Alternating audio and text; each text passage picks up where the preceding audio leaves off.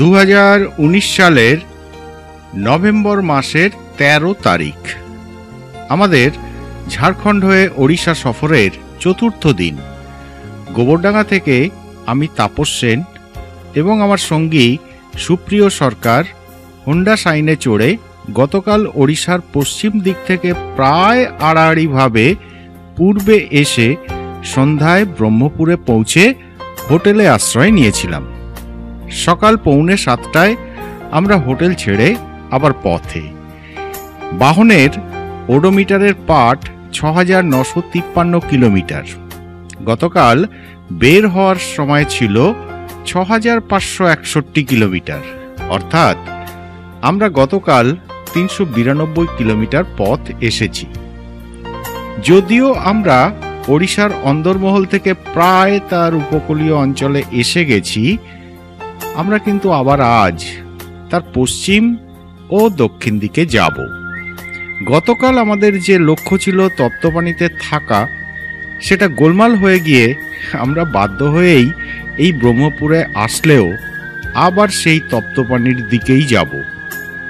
গতকালের রাস্তা SH-17 ধরে আমরা উত্তর পশ্চিমে এগিয়ে সেই দীঘা পাহাড়িতে পৌঁছে ধরব NH-326। তারপর ওই রাস্তায় আরও উত্তর পশ্চিমে আমরা জঙ্গল এবং পাহাড়ি অঞ্চলে প্রবেশ করব।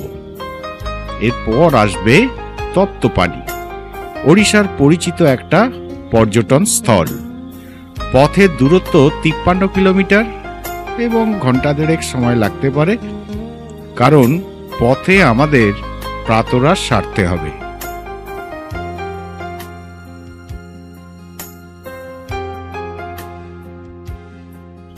তপ্তপানির কিছুটা আগে থেকেই হালকা পাহাড়ি পথ শুরু হয়ে গিয়েছে। আমরা একটা সুন্দর জায়গা দেখে দাঁড়িয়ে গেলাম। জঙ্গলের মাঝে খানিকটা জায়গায় চাষের জমি হাসিল করা হয়েছে। দারুণ ধান চাষ হয়েছে। সকালের রোদে জায়গাটাকে খুব সুন্দর দেখাচ্ছে। ওড়িশার এইসব অঞ্চলে তেলুগু প্রভাব আছে, তার কারণ অন্ধ্র কিন্তু এই অঞ্চল থেকে খুব একটা দূরে নয়।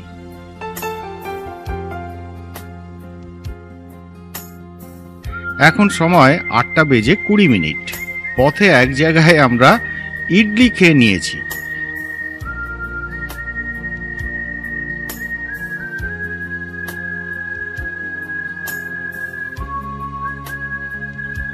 সকাল 8:30 আমরা পৌঁছে গেলাম তপ্তপানি। সকালে তেমন কোনো ভিড় নেই, রাস্তার পাশেই উষ্ণ প্রস্রবণ। বাহন রেখে আমরা ঘেরা জায়গাটার ভিতরে চলে আসলাম। এই সেই কুণ্ড, জায়গাটা বাঁধিয়ে দেওয়া হয়েছে। মাটির নিচ থেকে উঠে আসছে গরম জল, তাকে এই কুণ্ডে ধরে রেখে পুজোর ব্যবস্থা।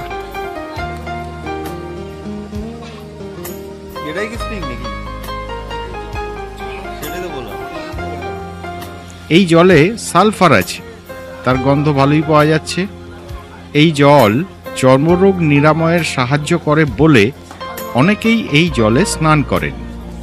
পাশে তার ব্যবস্থা আছে। পাশের মন্দির দেখা যাচ্ছে।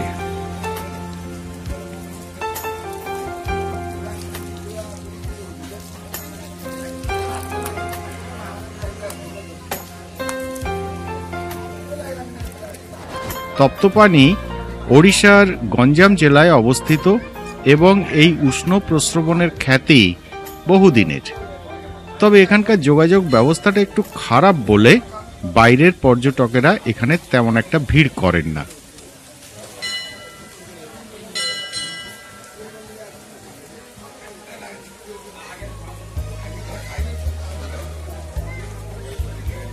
এই দিকটাতে স্নানের ব্যবস্থা আছে। এই হলো এখানকার মন্দিরের প্রবেশ পথ। তপ্তপানিতে একটা ডিয়ার পার্ক আছে। কিছুটা সময় এখানে কাটিয়ে আমরা আবার পথে নেমে পড়লাম। আমরা এবার যাব দক্ষিণ পশ্চিম দিকে। এখান থেকে 30 কিলোমিটার দূরে চন্দ্রগিরি। প্রথমে SH-17 ধরে লুহাগুড়ি নামে একটা জায়গা, তারপর SH-60 ধরে আমরা চলে যাব চণ্ডীপুর নামে একটা জায়গায়। সেখান থেকে NH-326A ধরে নিয়ে পারলাখেমুন্ডির পথে আমরা পৌঁছে যাব ওড়িশার এক চমকপ্রদ গন্তব্য চন্দ্রগিরি। পুরো পথটাই পূর্বঘাট পর্বতমালার মধ্যে দিয়ে। আশা করি বেশ ভালো লাগবে। এখন সময় সকাল 8:40। তপ্তপানির পর চমৎকার রাস্তা ধরে আমরা চলেছি। পাহাড়ি রাস্তা, সুন্দর জঙ্গল, ভালো আলো আছে, সুন্দর ছবি হচ্ছে আশা করি।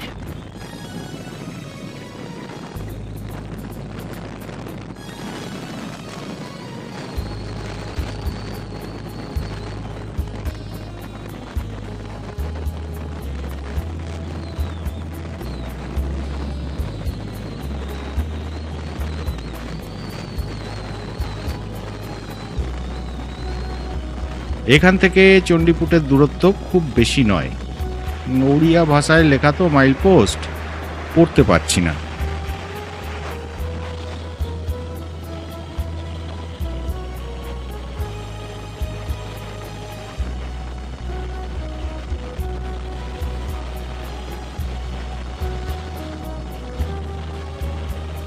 খুব সুন্দর পরিবেশের মধ্যে চমৎকার আবহাওয়ায় বাহন চালাতে খুব ভালো লাগছে।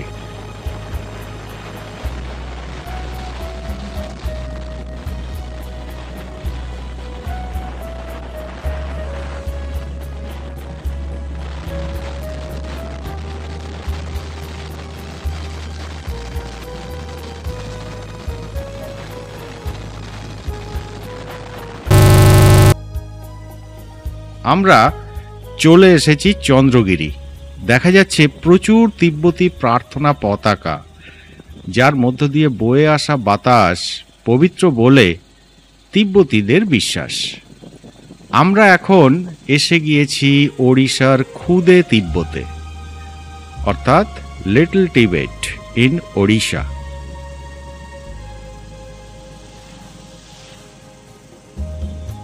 পথের ধারে ছোট ছোট বাড়ি, সব বাড়িতেই প্রার্থনা মন্ত্র লেখা পতাকা জানিয়ে দিচ্ছে এটা তিব্বতীয় বসতি।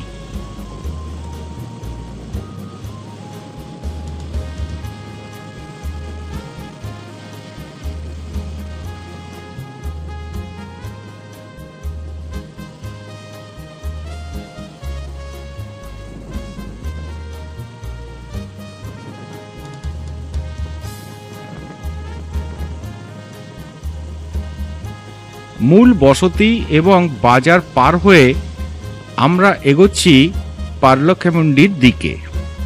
সামনে কি আছে দেখা যাক।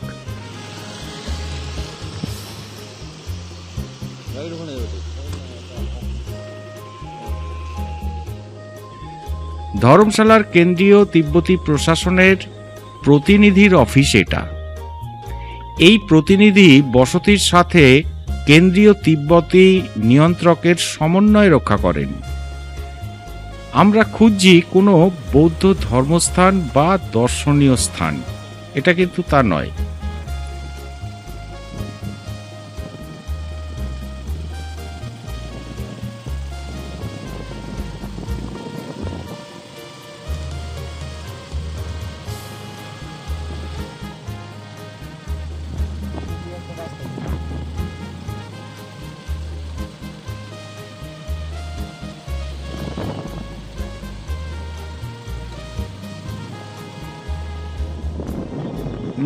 বসতিটা শেষ হয়ে গেছে।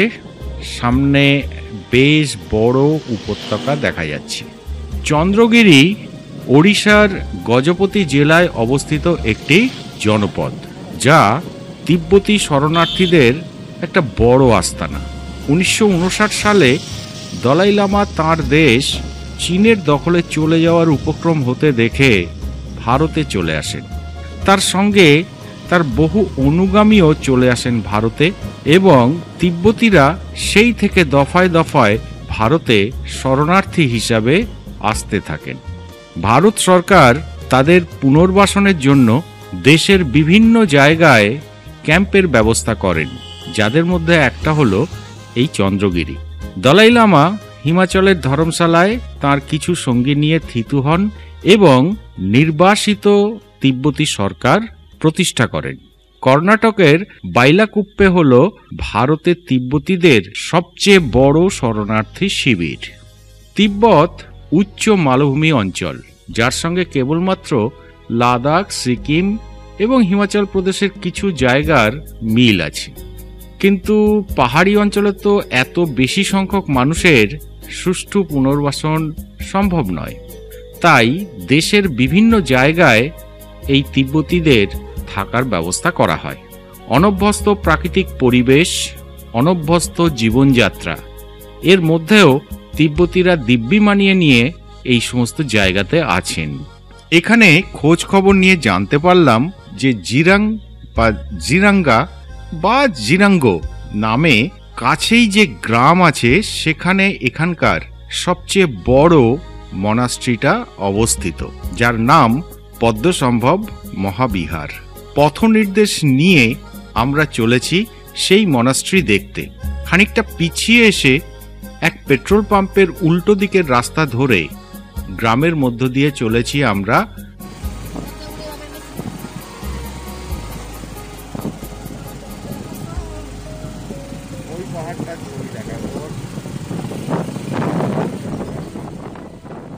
এই রাস্তায় 5 কিলোমিটার মতো যেতে হবে। পথের দুপাশে চাষের ক্ষেত, ভুট্টা চাষ করা হয়েছে, ফসল পেকেও গেছে। এই তো দূরে মনাস্ট্রির ছাদ দেখা যাচ্ছে, মানে মাথাটা। চন্দ্রগিরির উচ্চতা 3200 ফুটের মতো। এই অঞ্চল প্রাকৃতিক সৌন্দর্যে ভরপুর। পাহাড়, জলপ্রপাত, নদী সবই আছে এখানে। আবহাওয়া উদ্যান চর্চা এবং চাষের অনুকূল। চন্দ্রগিরি ছাড়া আশপাশে এই 5-6 কিলোমিটার দূরত্বের মধ্যে 4টি জায়গায় ক্যাম্প করা হয়েছিল।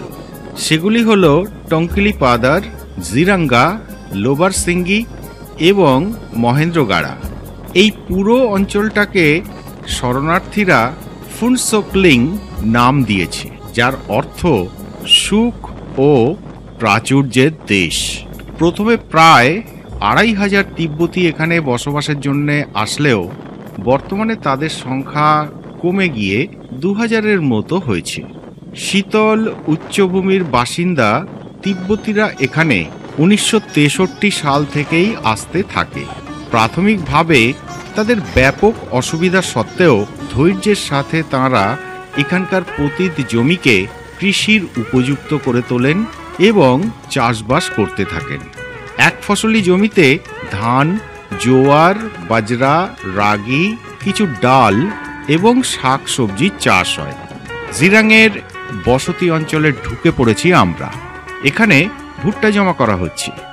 এখানে প্রচুর ভুট্টা চাষ হয়, যা স্থানীয় চাহিদা মিটিয়ে দেশের অন্যান্য অঞ্চলেও চালান করা হয়। এছাড়া এখানে কার্পেট তৈরি একটা বিশেষ জীবিকা, এবং এখানে তৈরি কার্পেটের ভালো চাহিদাও আছে।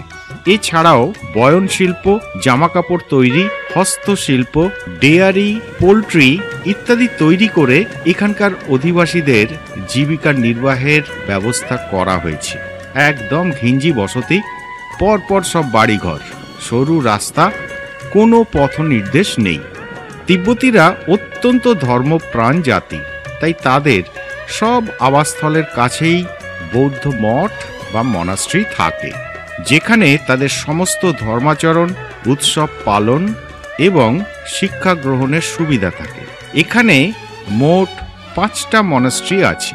এখানে একটা গেট আছে দেখছি, ভিতরে মনে হচ্ছে মনাস্ট্রির কোনো বিভাগ হবে, কিন্তু গেট বন্ধ।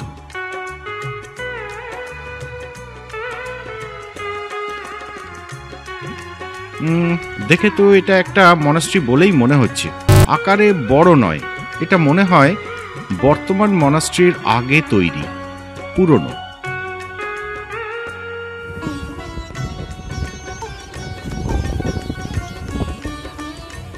জিজ্ঞাসা করে আমরা মনাস্ট্রিতে ঢোকার রাস্তায় চলে এলাম। পার্কিংয়ে বাহন রেখে এবার একটু ঘুরে ফিরে দেখব। এখন ঘড়িতে প্রায় 10টা বাজে। আবহাওয়া সম্পূর্ণ পরিষ্কার, রোদে ঝলমল করছে চারপাশ। বৌদ্ধ ধর্মস্থান মানেই পরিচ্ছন্নতা, এখানেও তার কোনো ব্যতিক্রম নেই। ছিমছাম পরিষ্কার, সবুজ পরিবেশে এদিক ওদিক কিছুটা দূরত্ব বজায় রেখে বিভিন্ন নির্মাণ। এই মনাস্ট্রির নাম পদ্মসম্ভব মহাবিহার, তিব্বতীয় ভাষায় থুপতেন মিন্দোলিং মনাস্ট্রি। মূল মঠটি তিব্বতীয় বৌদ্ধদের রিপা ভাবধারা অনুগামী। সম্ভবত পূর্ব ভারতের সর্ববৃহৎ এই মহাবিহার তিব্বতীয় বৌদ্ধ ধর্মের মহাগুরু পদ্মসম্ভবের নামাঙ্কিত এবং 2010 সালে দলাই লামা এর দ্বারোদ্ঘাটন করেন। দলাই লামা 1998 সালে এই মহাবিহার নির্মাণের অনুমতি দেন এবং 2003 সালে এটি নির্মাণের কাজ শুরু হয়। 2008 সালে নির্মাণ কাজ শেষ হয় এবং 8 কোটি টাকা খরচ হয়।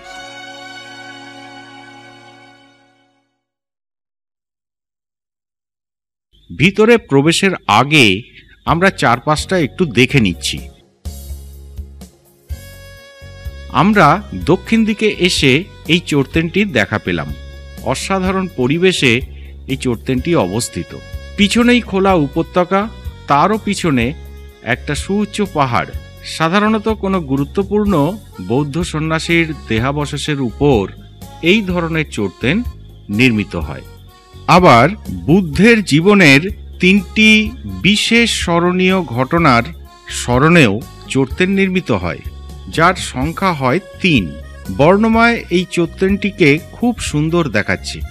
এই অঞ্চলটা প্রাকৃতিক সৌন্দর্যে ভরা হলেও এই মহাবিহারটা যদি না থাকতো তবে মনে হয় না তেমনভাবে পর্যটক এখানে আসতেন। শোনা গেল এই মনাস্ট্রিকে দক্ষিণ এশিয়ার বৃহত্তম মনাস্ট্রি রূপে গড়ে তোলার লক্ষ্য নেওয়া হয়েছে। এর অর্থ এখানে আরও প্রচুর নির্মাণ কাজ হবে। এখান থেকে বের হয়ে আমরা চললাম পূর্ব দিকে। এই দিকটায় দর্শনার্থীদের জন্য জল এবং প্রসাধনীর ব্যবস্থা আছে। এদিকে একটা ক্যান্টিন গোছের থাকলেও এখন সেটা বন্ধ দেখলাম। তবে এদিকে প্রচুর ফুলের গাছ, আর সেগুলো ঝলমল করছে ফুলে। যেটা আমাকে বেশ অবাক করছে সেটা হলো এত বড় একটা মহাবিহার, পরিবেশটা এখনো অনেকটাই অকৃত্রিম রয়ে গেছে। হয়তো বাইরের পর্যটক এখানে বেশি আসেন না, সেই কারণে তাদের মনোরঞ্জনের ব্যবস্থা গড়ে তুলে বাণিজ্যিকীকরণ করা হয়নি। অনেকাংশেই স্থানীয়দের উপাসনা এবং শিক্ষার স্থান হিসেবেই একে দেখা হচ্ছে।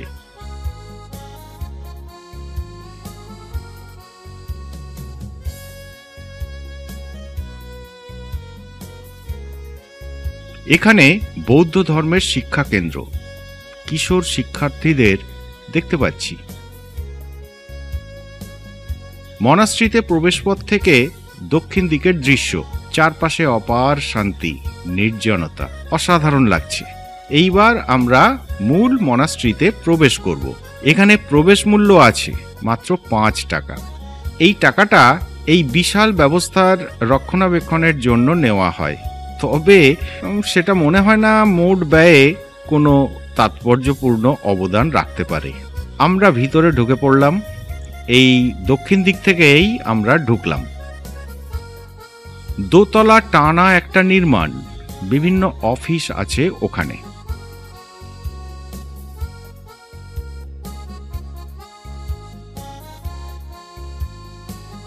সানশেডের কোনায় এই বৈশিষ্ট্যপূর্ণ ভাস্কর্যটি কিন্তু খুবই সুন্দর, মনে হচ্ছে একটা ড্রাগনের মুখ।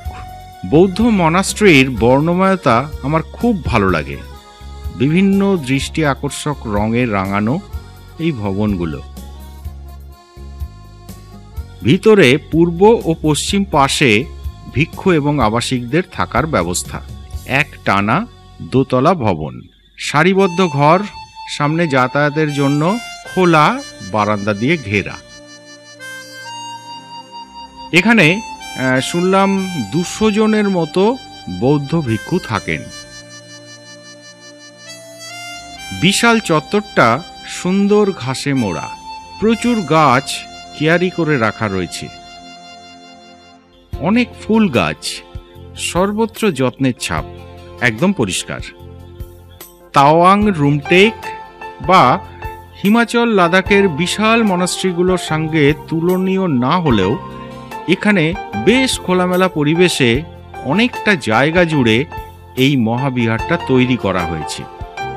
10 একর জমির ওপর এই বিশাল মহাবিহার নির্মিত হয়েছে।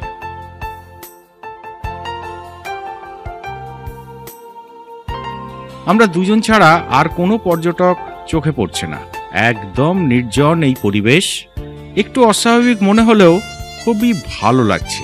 এমন সুযোগ কিন্তু জীবনে কমই আসে।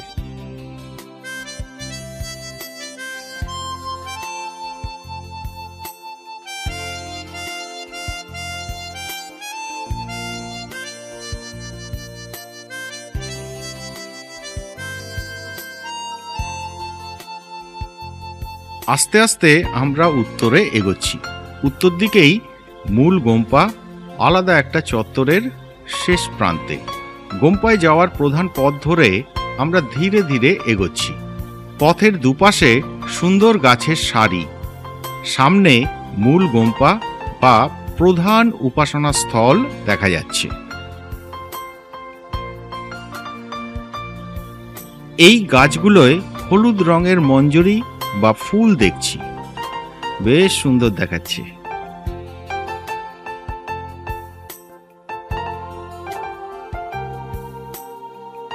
এখানেও দুপাশে থাকার ঘর, তবে দু একটা জামা কাপড় এখানে দেখতে পাচ্ছি এবারে ঝুলছে।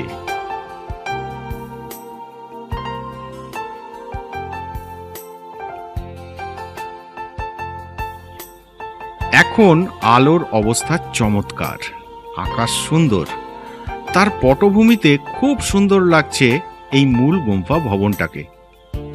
নালন্দার আতনপুরী রীতিতে নির্মিত হয়েছে এই মহাবিহার। মূল ভবন 5 তলা এবং তার উচ্চতা 70 ফুট। কেমন একটা অবিশ্বাস্য বলে মনে হচ্ছে। হিমালয়ে প্রচুর ভ্রমণের সুবাদে বৌদ্ধ মনাস্ট্রি আমার কাছে অতি পরিচিত, কিন্তু এই ওড়িশায় এমন বিশাল একটা মনাস্ট্রি দেখতে পাবো একথা কখনোই ভাবিনি। এটা গোম্পার বারান্দা থেকে দক্ষিণ দিকের দৃশ্য। সামনের চত্বর থেকে বেশ অনেকগুলো সিঁড়ি ভেঙে মূল ভবনের বারান্দা, সামনে পালনীয় নির্দেশাবলী লেখা বোর্ড, ভিতরে ছবি তোলা নিষেধ। এখানে দাঁড়িয়ে একবার চারপাশটা ভালোভাবে দেখে নেওয়া যাক, স্পষ্ট একটা ধারণা পাওয়া যাবে।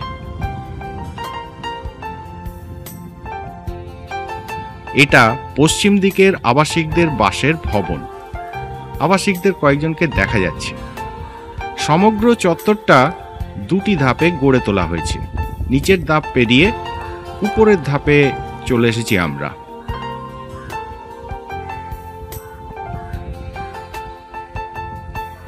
ভিতরে পরিমিত পরিমাণ গাছপালা, এগুলো আরো বড় হবে, যথেষ্ট ছায়া দেবে।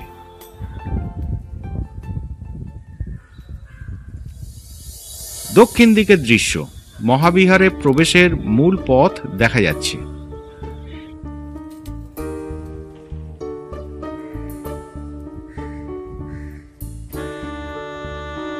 পূর্ব দিকে আবাসিকদের বাসভবন।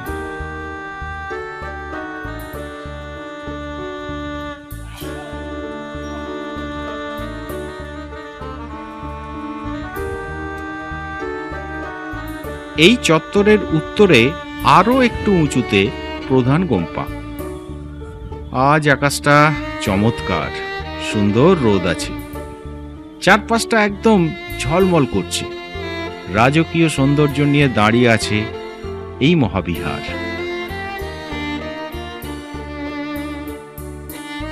মূল ভবনের সামনের বিভিন্ন তলের দৃশ্য। এই ভবনগুলির মধ্যে অবশ্যই আছে গোম্পার অন্যতম সেরা সম্পদ, তাদের গ্রন্থ সংগ্রহ। একদম মাথায় যথারীতি সোনালী ধর্মচক্র। গোম্পার প্রধান ভবনের দেওয়ালের মূল রং সাদা, বেশিরভাগ ক্ষেত্রে এমনই হয়।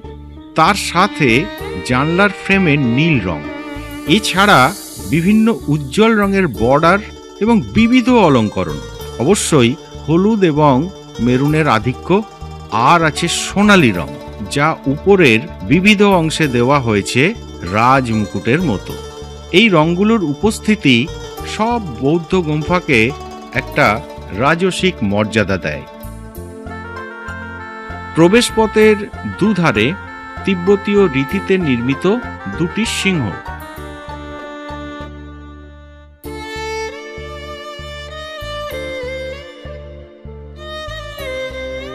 সামনেই মূল প্রার্থনা কক্ষ, যেটা বিশাল একটা ঘর।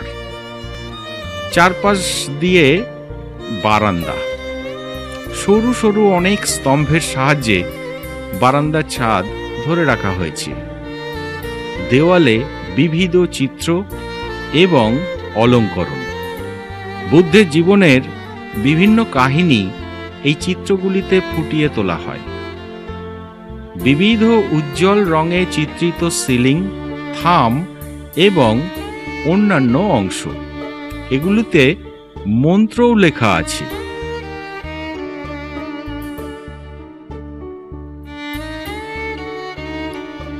যথারীতি এখানেও সানসেটের কোণাগুলোতে সেই ড্রাগন মূর্তি, দারুণ।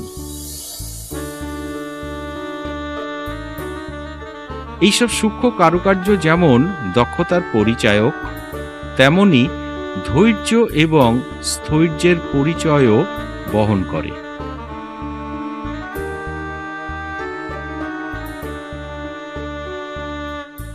অনেক ক্ষেত্রেই চিত্রে একটা ত্রিমাত্রিক প্রভাব আনা হয়েছে।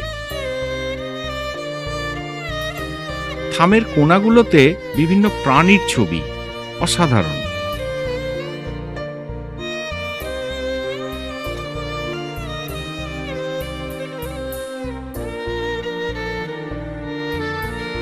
মূল প্রার্থনা কক্ষ ছাড়াও অনেকগুলো মন্দির থাকে এই ধরনের গোম্পাতে। মেঝেতে দামি মার্বেল ব্যবহার করা হয়েছে।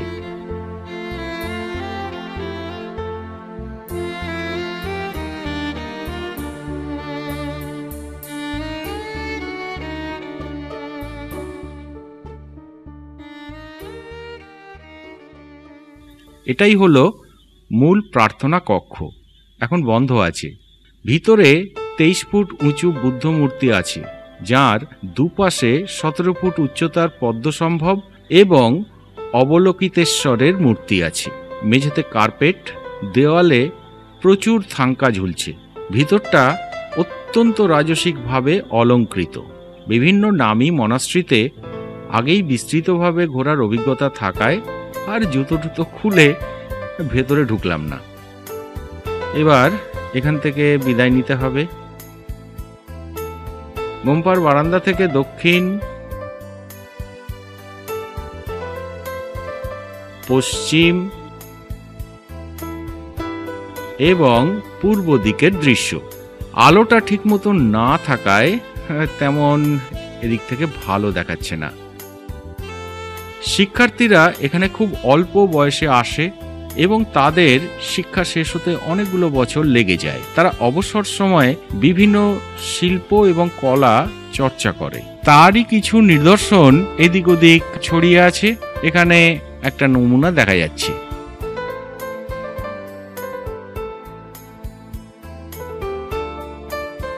বেশ অনেকটা সময় এখানে কাটিয়ে বেলা প্রায় 1:45 নাগাদ এই মহাবিহার ছেড়ে আমরা বের হয়ে গেলাম।